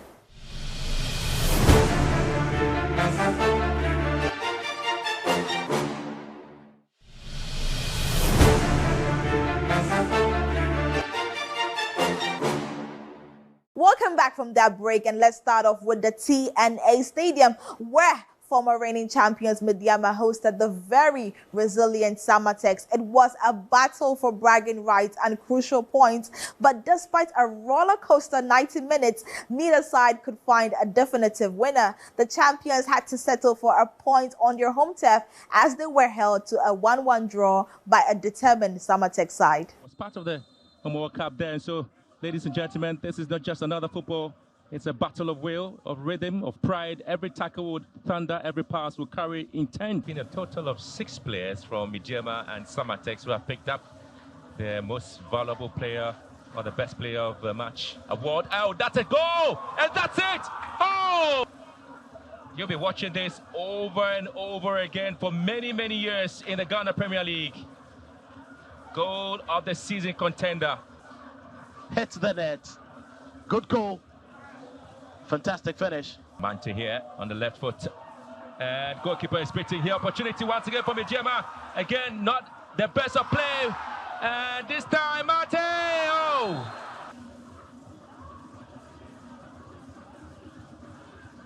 Still trying to go moment forward. Mante's ball into the box. He's been headed down this time. It's going to be an opportunity. Goalkeeper spills it. On top of everything now. Patience, they say, opens a lot of doors. That was a sweet delivery there from Mante. It was headed in by Salim. Once it fell on Akofi Babil, Zakari Musa did his best to parry it away. And, once Again, it's Nkrumah here trying to make up for the mistake he made. Nkrumah wiggling his way through. Nkrumah! Oh, what a save! Season, Midyema and Samatex drew goalless here. Yes, indeed, a frustrating draw for the home fans, and we heard from both camps right after the final whistle. Midyema's head coach Ibrahim Tanko reflected on the missed opportunities, emphasizing that his side must learn to be more clinical if they are to successfully defend their title. And the man of the match, Manuel Mante, felt the result was an unfair reflection of the game, believing Midyema deserved to take all 3 points. And the first half was not really good from us, and we didn't keep the ball very well. And I think, and second half we were better, and we have a chances that we have to score, but we couldn't. And I hope that we'll learn from this one. I mean, the league is too long. As I said, you meet this kind of game, but you have to keep going. Okay. Now, the goal you conceded from Dramani, clearly not in the script. I mean, what do you make of that goal, conceding in such manner? No, I think this kind of goal comes maybe once in a year. And I think he looked at our goalkeeper very well. He saw him out, and then he just kicked the ball. It was very good, nice goal. And they didn't create a lot during the game. We have a lot of chances to score, but we couldn't. So we hope that next week will be better. Now, the equalizer came around the 85th minute mark. Why did you leave it too late? Because, I mean, from the first half, you could have played this manner. Yeah, as I said, we have a lot of chances in the first half to score. And, I mean, we couldn't. This sometimes is part of the game, and we have to work hard and then go for the next game. It's quite a good game, as you can see. But, like you said, unfortunately, we just gave the game out in 84th, 83rd minute. So I think we still have to go and work. Since we are playing away, we still have to go and then work on how to hold such pressure when it goes to away. Now, 85 minutes of the game, you defended brilliantly. What really changed in that last 5 minutes? I think lack of concentration, because I was expecting them to back their game up and then stop sitting. You could see I was shouting on them, they shouldn't sit, they should go. But you know, the mentality of players, sometimes when it gets to this 9 minutes, they try to defend the goal. So I think that is what caused the whole thing. It was one of the fantastic goals I've seen in the season. Well, it's something that we work on it. We decided to soak them and go on counter. And unfortunately, we got it because we watched their videos and we saw a lot of things. The worst goal was, in fact, one of the best goals. We deserve to win this game, but unfortunately, we conceded first and we were lucky. So at the end of the day, we couldn't got the result that we wanted. Now, you were outstanding in this game. What really did Coach Tanko say or do during the week that made you perform this manner? I would say he didn't say much. We go according to our rhythm, we play according to our pattern, and we keep playing. We keep the best thing for us is to keep the ball more, find the spaces. Then that's the best way for Midyema to play now. Now, it's early days yet, but you think Midyema are genuine title contenders? Sure, for now it's too early, but still I can say and I can promise the fans that we are genuine title contenders. We have a lot to do, we have a long series to go, but we are hoping that everything goes as well as we can. Now to the Tuba AstroTurf, where Dreams FC finally broke their season dark against Nations FC. After a tough start to the season, the Still Believe boys finally gave their fans something to cheer about. Dreams FC put in a commanding performance to secure the first victory of the season, beating Nations FC 2-0.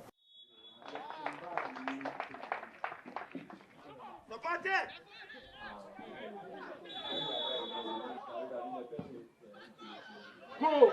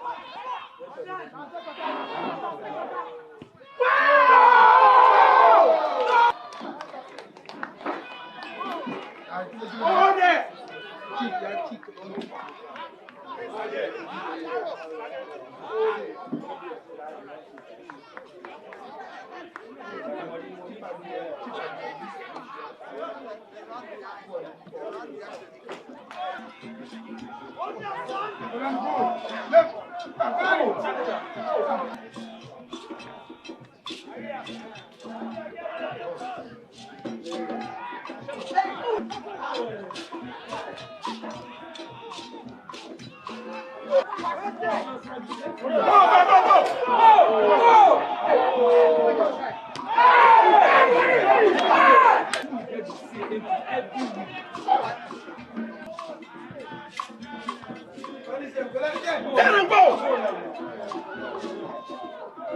Oh!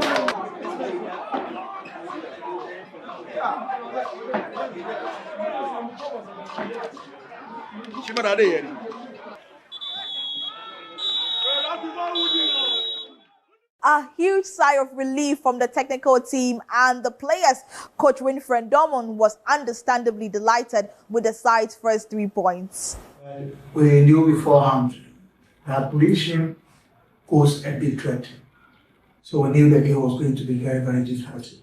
And indeed, it really manifested. But we had our doses in front as early as the 6th minute. I think it was a quick goal scored back there. He took it very, very well. After with the unfavourable left foot and straight the goalkeeper and it was quality. So we grew in confidence with it, hoping to get the security goal. But I mean, Nation is a very, very good side. They managed to contain us. Then we had a break. We came from a break. We did 1 or 2 adjustments and we were looking for the second. We would go to right brilliant. Again, he popped 18.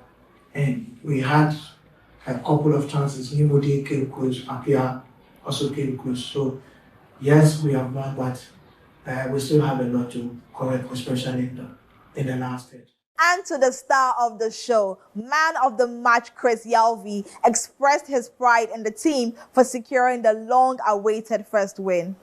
This is our first win of the season because from the first 5 matches, we struggled to get points, and today is our 3 point, our first 2 points of the season. We are really proud of ourselves. We are really happy that today we got our first 2 points. Of course, I'm the MVP of this game, and this is the first one of the season. But the most important thing, as I said, was the 3 point, and I'm happy we have the 3 points today. That's the most. We've got a full breakdown of the Sunday fixtures coming up after the break, including Hearts of Oak's crucial away win and the 2-0 trend that swept the country. Don't go anywhere. This is the GPL Review Show with me, Alexis Laura. We'll be right back.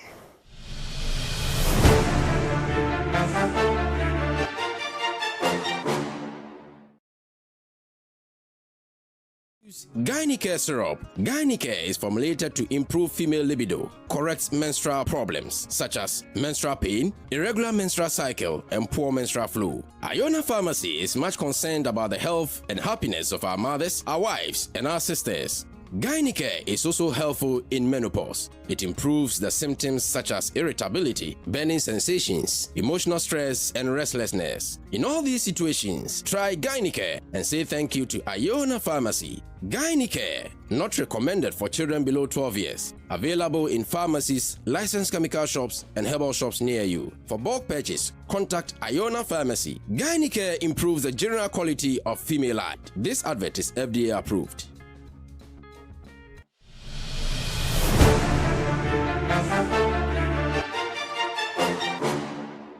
Welcome back to the show. We turn our attention now to the action-packed Sunday schedule, where 4 of the 5 fixtures ended in a resounding 2-0 scoreline. Let's dive into the Golden City Park for the big one. A crucial fixture saw Hearts of Oak travel to face Brecum Chelsea. This was a match with historical weight, but the Phobians were clearly on a mission. Hearts of Oak produced an impressive display on the road to silence the home crowd at the Golden City Park, running out 2-0 winners against Brecum Chelsea.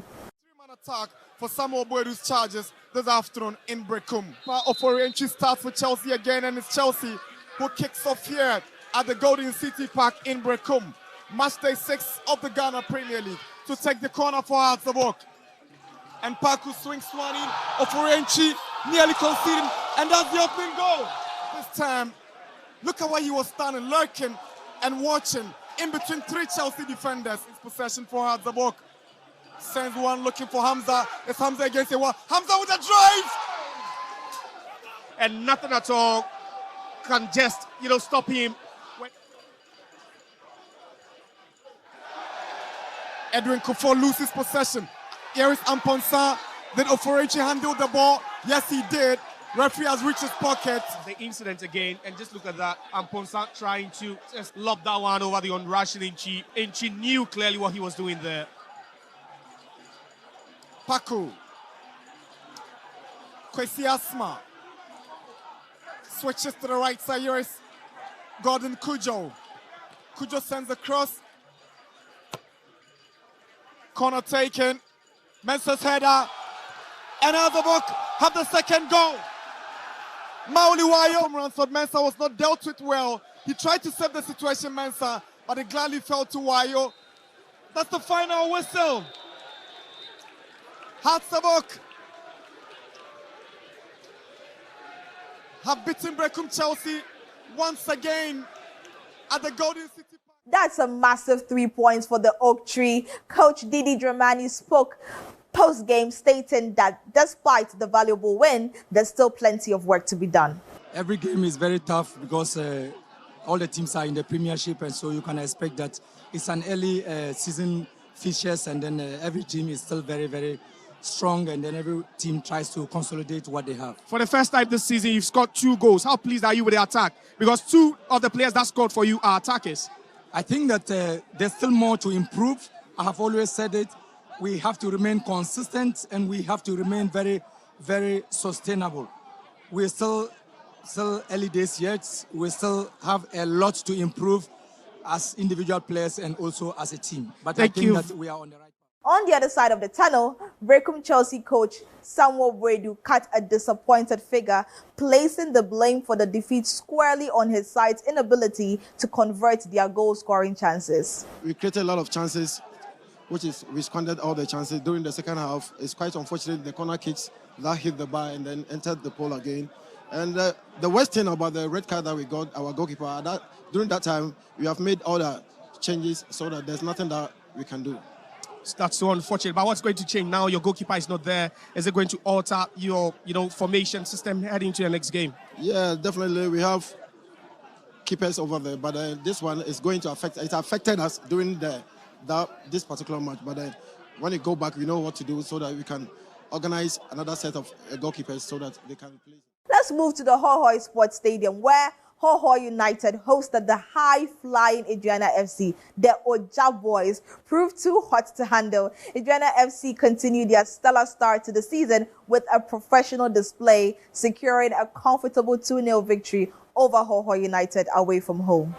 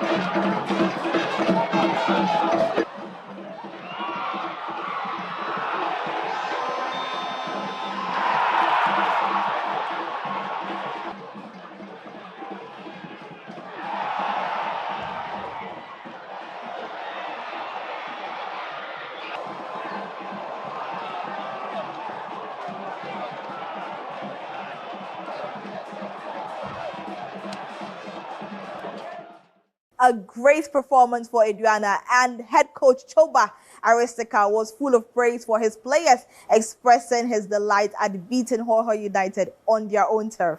You see what I talking last game from the Bechim.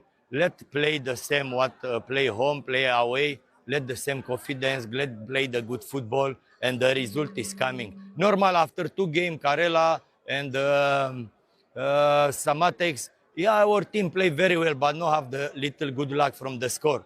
But gradually, our team is working in the progress, and the result is coming also away and home. No need put in a heading, I win only home. Let win home and away from possible fighting in the top. Next, we go to the Nana Fosu Diabo Park, where Bechim United faced Vision FC. It was a battle of resolve, and the home side showed theirs. Bechim United finally clinched their first win of the season in style, defeating Vision FC 2-0 at home.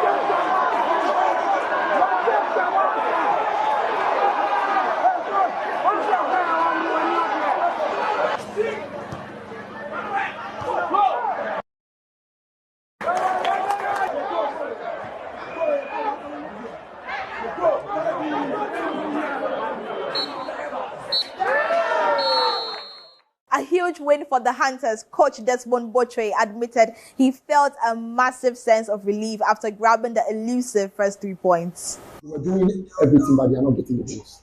Now, when the goal came, we need to bring in more energy to at least keep going, either to defend or to attack. We are fond of attacking with the ball. So when we don't bring fresh legs and help those who are a little bit wide off to warriors. So I made it clear to myself, no, that is what is going to happen. And that is what we help the team. We have to do more money so that we can save the 2 goals we have. We still want to tell them this is not the end of the game. And we have made him cry for a long time. We should smile a little bit. We go on to work hard to make sure they smile. Defender Abdul Razak also had a word for the cameras, praising his team's collective efforts for the victory. Ball I boy in a since started, but a ball good football. Good football never by scoring in or down by Nankasa. The mentality is say the best because the Nabre say 3 points. And in turn, we are put at set pieces, corner kicks. That's man, Ashun will be in line. That's my share. For the losing side, Vision FC assistant coach Asari Burton lamented on his side being punished for their failure to take chances. For our side, I think we did our best. It's just that we had the chances and we couldn't take it. At this level, when you play and you create the chances and you don't take it, most of the time you are punished for it and coming back becomes difficult. Congratulations to the team. So that is what I'm saying.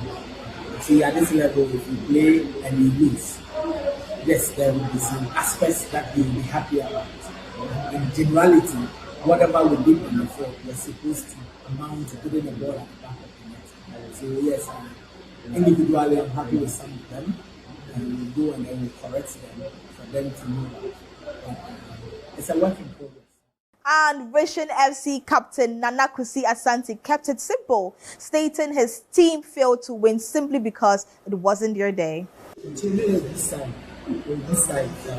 but the said, the about the front of the points, I'm going to say the second is lack of concentration.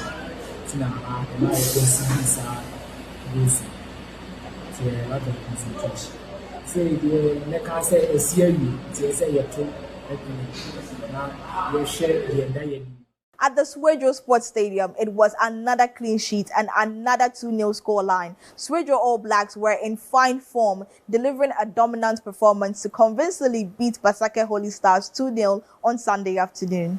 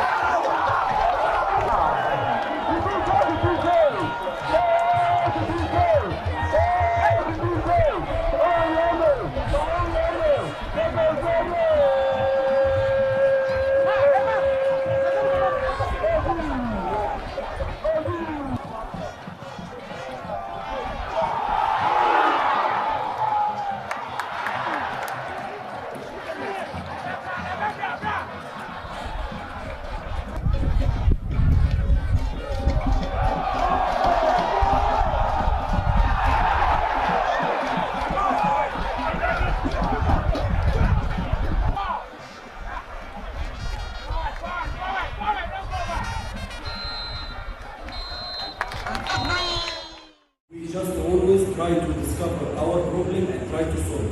And next game we come with new problem, we try to solve it and try to go next game by new mentality, by new winning mentality, by new personality. For me, the last games is maybe I am not prepared for it well, and we always go with good performance, but the result didn't help us. So for me, I believe our team with some care, with some preparation, maybe. Now, Hearts of Lions traveled to Bibiani to face Gold Stars in a critical clash at the top end of the table. The Miners needed a big result to kickstart their campaign. Here are the highlights from the game. This is a team that played, he played during the top four. The centre referee assisted in lines one by Suleiman Dean and Bediana Al-Hassan Aliu. So here we are here at the dunes back there with Gold Stars shine brightest under the Bibiani silver skies. All with Hearts of Lions storm the den and roar their way to victory. The whistle is there. The tension is thick here as both sides begin to attract some of the being juniors, spreading the pass down to the far side.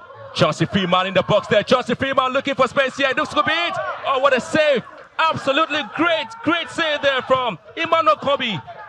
Denying Hearts of Lions their first goal. Walked in slowly and made sure the son wasn't going to have the perfect hit he wanted.